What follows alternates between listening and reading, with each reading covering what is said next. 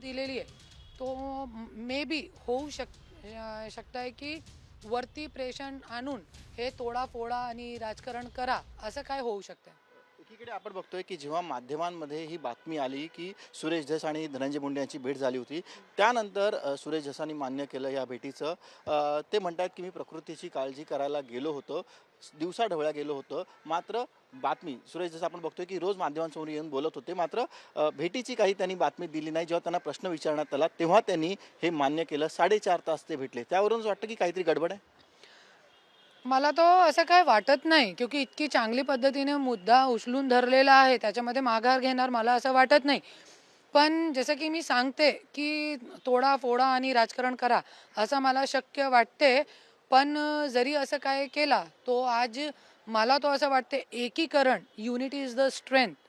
तो एकीकरण खूप गरजेचं आहे. आज आपण कोणी टीका-टिप्पणी करू शकत नाही. जरी पुढे त्यांनी असं काय दाखवला, कधी केला, तो पण त्यानंतर बघू शकतो. सुरुवातीला आपण बघत होतो की सुरेश धस हे धनंजय मुंडेंवरती आरोप करत होते. अतिशय गंभीर असे आरोप होते. मात्र आपण बघतोय की गेल्या काही दिवसांपूर्वी त्यांनी असं म्हटलं की मी धनंजय मुंडेंचा राजीनामा कधी मागितलाच नाही. तर या भेटीमुळे त्यांचे आरोपांची जी धार होती ती कमी झाली असं वाटतं. यदि तुम्ही एक तरफ तुम्ही आरोप करताय और एक तरफ तुम्ही हे म्हणताय की आम्ही